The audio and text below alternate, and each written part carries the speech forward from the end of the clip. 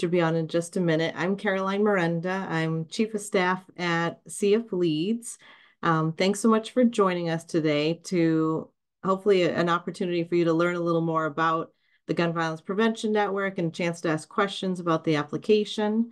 This webinar is being recorded and you can access it via our YouTube channel, and I'll send a link out afterwards. There's just a few of us, manageable group. So if you have questions, please, raise your hand or put a question in the chat, or just feel free to come off mute and ask it. And next slide. Any second, Reggie Moore should be joining us. He's the Director of Community Safety Policy and Engagement at the Comprehensive Injury Center at the Medical College of Wisconsin, and he is my content partner on this project. Jen Hamos is here. She's the project lead from the Kalamazoo Blueprint for Peace, where she was the chief facilitator, and she was formerly the VP of Initiatives and Public Policy at the Kalamazoo Community Foundation. And I hope Maisha is going to join us. She's the Executive Director of Cleveland Peacemakers Alliance, and she was on the team from Cohort 1. Cohort 1 was made up of 4 community foundations: Ventura County, Flint, Michigan, Cleveland, and Kalamazoo. So we we'll hear from folks. I'll come back and give an overview of how the Gun Violence Prevention Network works, and then we have lots of time for Q&A. So next slide. Just a few words about CF Leads, although there's a bunch of people on who know us well, which is great. We're the country's national network of community foundations committed to community leadership. Through CF Leads, hundreds of community foundations from across the U.S. come together to strengthen their community leadership muscle, share innovations, and tackle the key issues of our time. And we do this in a couple different ways. One is through issue networks like the Gun Violence Prevention Network. And then we also have executive leadership institutes for CEOs, VPs, and CFOs. Next slide. Our mission is to help community foundations build strong communities by advancing effective practices, sharing knowledge, and galvanizing action on critical issues of our time. Okay, now we can pause the slideshow, and I want to introduce Reggie, who is going to talk to you about the content for the Gun Violence Prevention Network. All right. Good afternoon, everyone. Can everybody hear me okay? All right. For those who don't know me, Reggie Moore, I direct the Division of Community Safety Policy and Engagement here at the Medical College of Wisconsin. It's been an honor to be a part of helping facilitate the Gun Violence Prevention Network with CF Leads. After a very successful Cohort 1, it's great to see that this opportunity is being extended to more foundations throughout the country. I just want to say, this is an issue that's important to me personally, and having led the City of Milwaukee's Office of Violence Prevention for 5 years, really believe that everyone in a community has a role to play in ensuring community safety. And I think community foundations are a critical partner in that effort, given the investments that you already make in communities, whether that be with young people, families, and strengthening neighborhoods.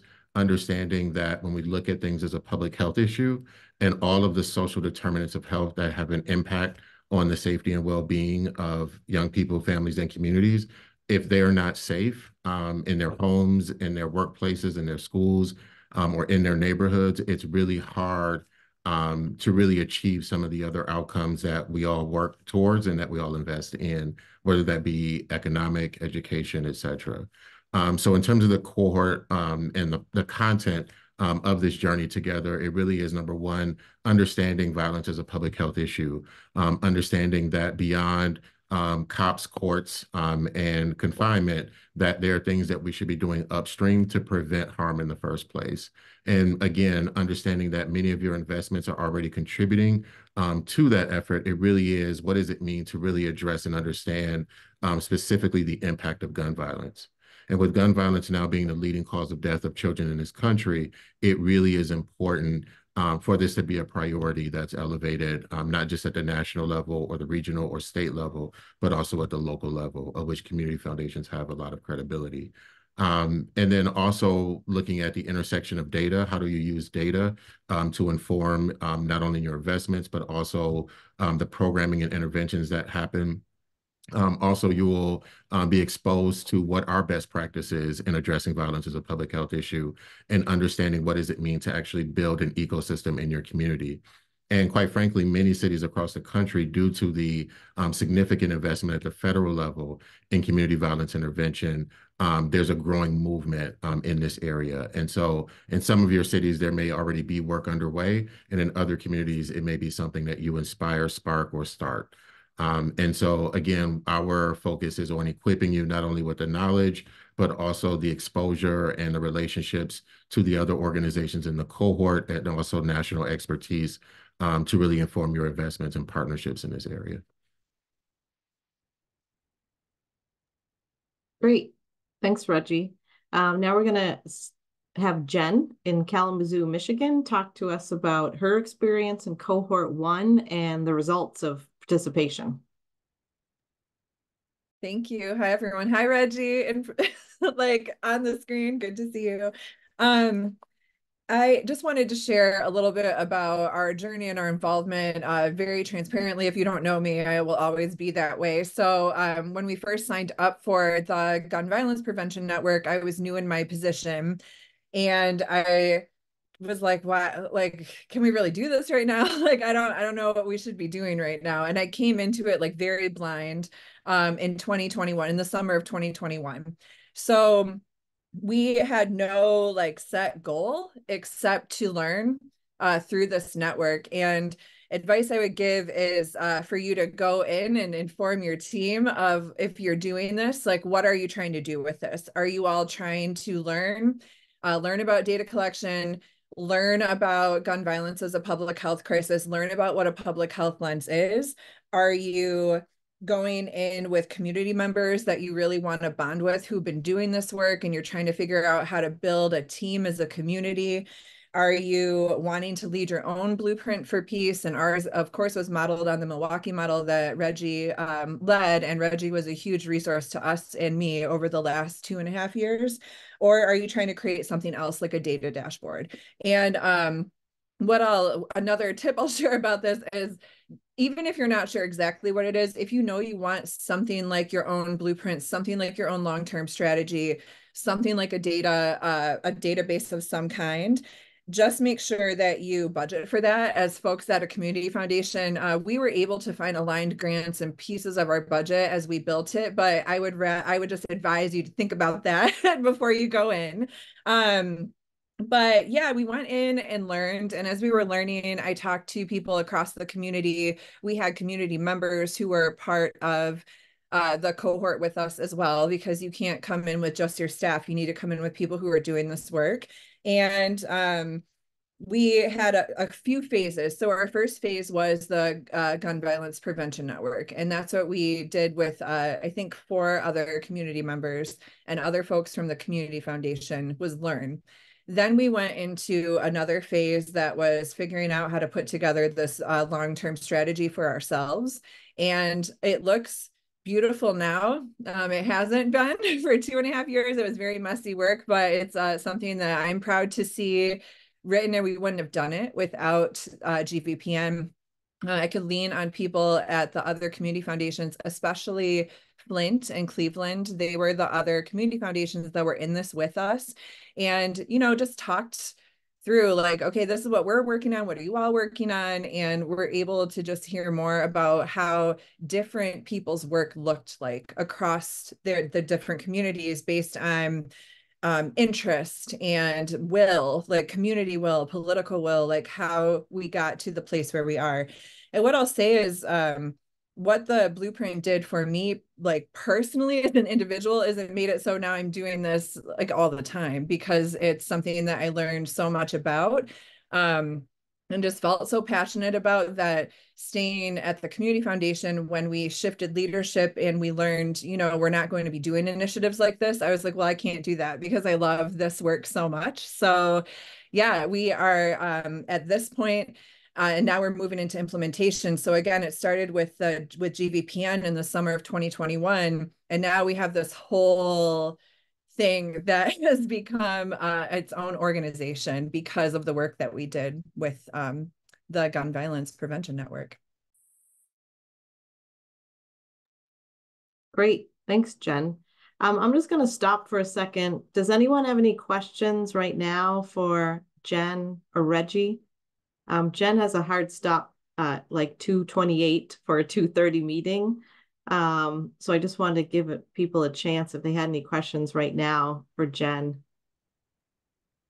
I have a question for Jen. Oh, Felicia? Sorry. Just a quick question, because I wasn't clear. Did you say that from this work, you guys created a new organization? Oh, and that's where you are now. Yeah, well, what we found, and you, Felicia, you have a TRHT, right? Yes. And okay, so what we found is that if TRHT, Truth, Racial Healing Transformation, that was a separate initiative from this at first.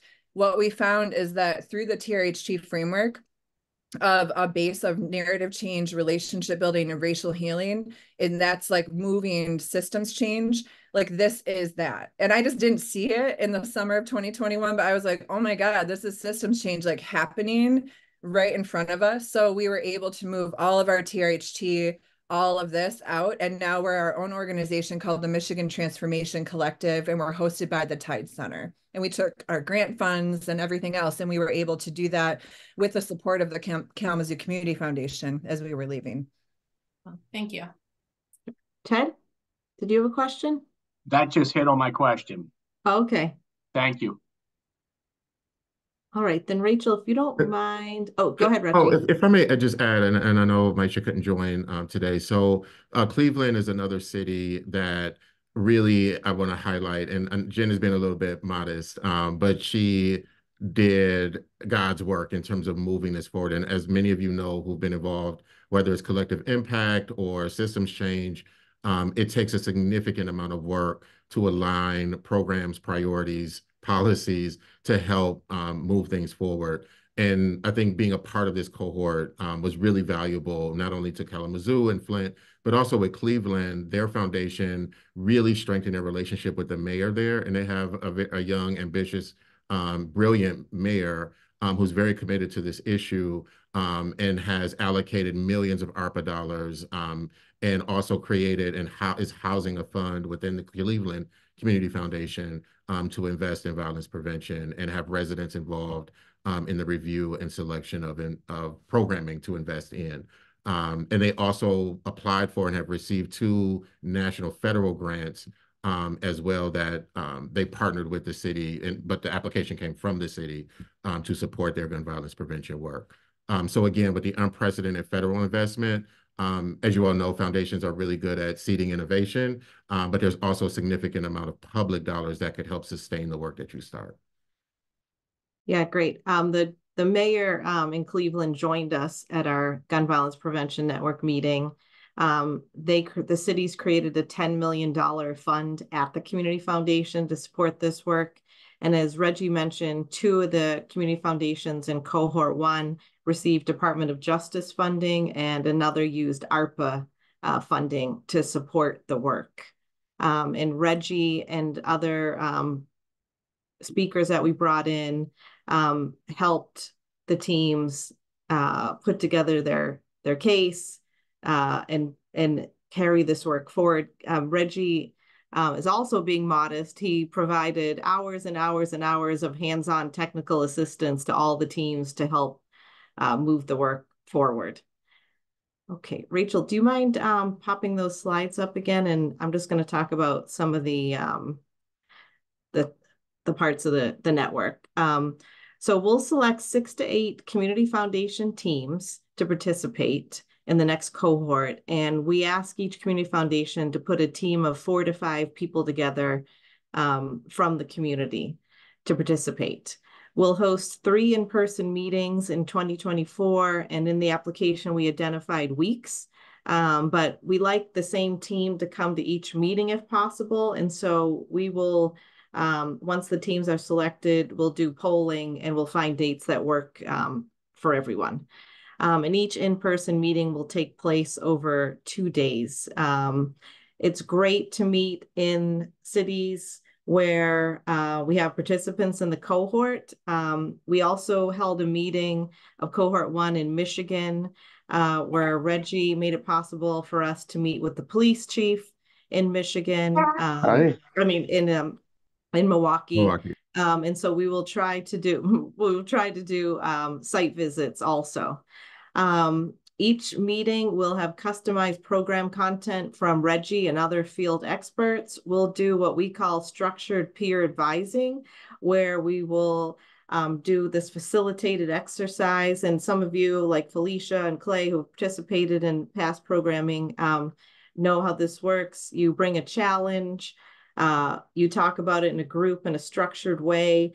And then your peers provide you with coaching or advice that you go home with.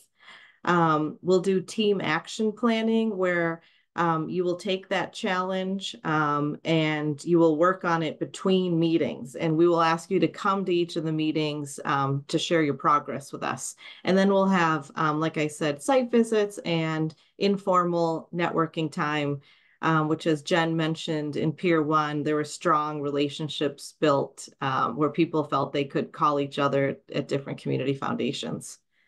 Next slide. Benefits to participating.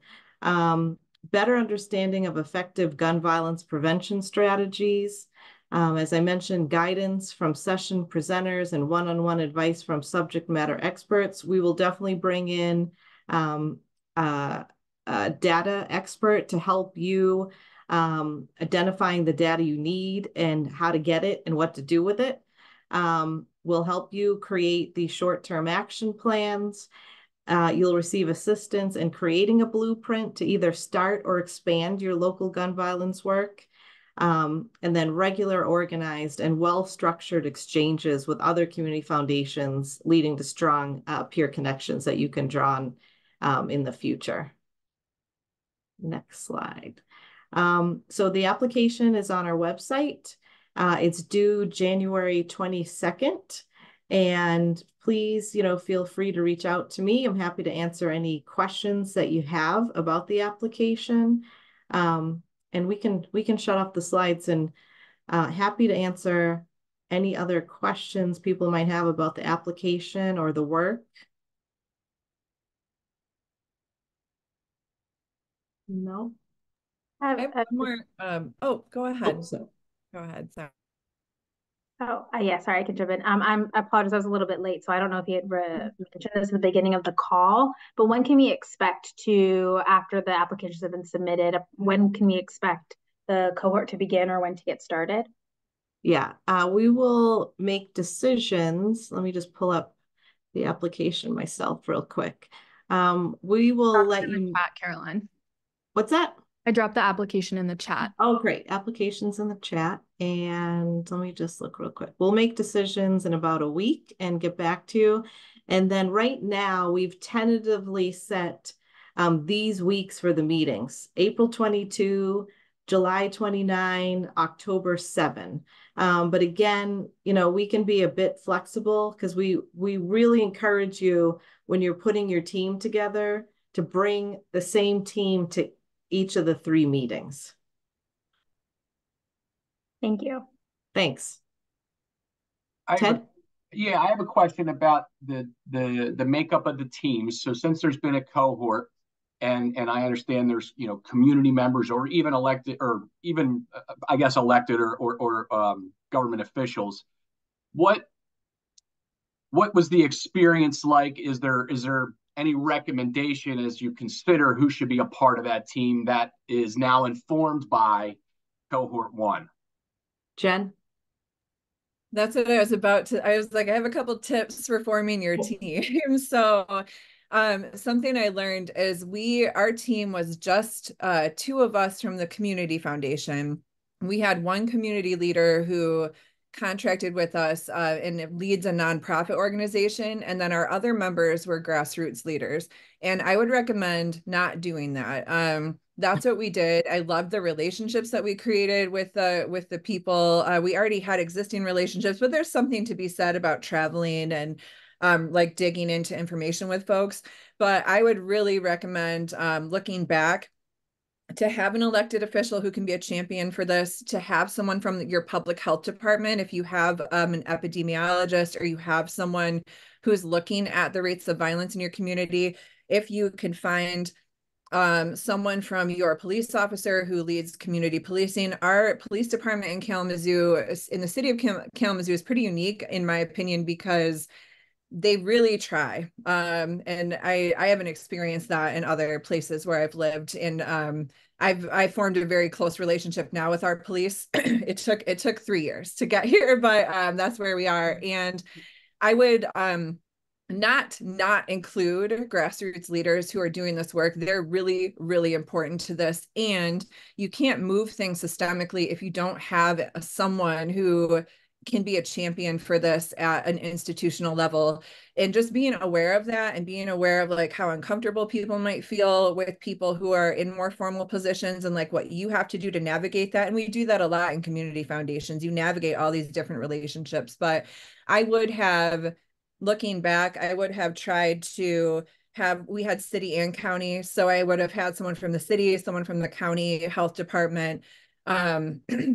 We had someone who does data in the county. I would have had them. And then I would have had not everyone from the community foundation. It would have just been me, and I would have had grassroots leaders, more than one. And that would have created our group of 5 in a different way. I think that we could have maybe moved work a little faster, because we moved at the speed of trust. So we had a lot of trust with grassroots folks, but then we had no trust with institutions. And so when I was like, you should care about this, they were like, why? And it took a really long time to build that up, when maybe we could do it within we could have done it within the cohort. Reggie, can you talk about this, and maybe talk about offices of violence prevention and work that might already be taking place in some places? Right. I thought Jen hit it on the head, and couldn't have said it better. And I would just say having that balance, because this issue is highly political, and I don't say that negatively. And I'm not talking around like gun laws. I'm saying it's deeply personal, and elected officials, particularly mayors, are often either criticized or praised around public safety. That's what their constituents are calling them the most about. And so there's just sometimes a misunderstanding around, well, why are you asking me to be a part of this? Or what? And even foundations may question, like, why should we care about gun violence? What is our role with gun violence? And again, given the role of community foundations, you all are both credible and neutral in a sense. And you already have relationships with a lot of community organizations that are doing violence prevention work. It's just not called that, right? And so however, these programs and these efforts aren't necessarily looking at their work through a violence prevention lens, where there is benefit to doing that.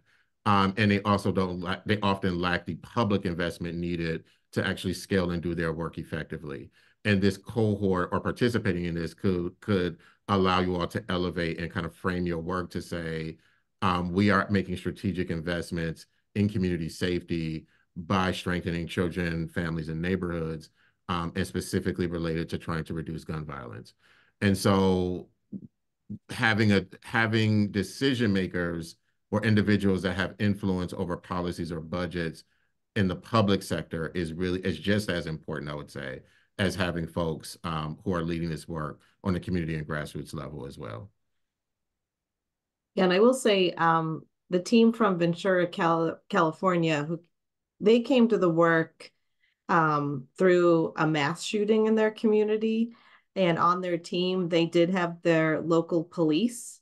And as a result, they kind of shifted their focus to community violence. But they had already had a strong relationship with their police, which really helped move the work forward for them. Any other questions about the work or the application? No. All right. Well, again, the application's on our website. feel free to reach out to me, call or email with any questions. And I look forward to seeing you all again someday. Thank you. Bye. Bye. Thanks, Jen and Reggie. All right, no problem.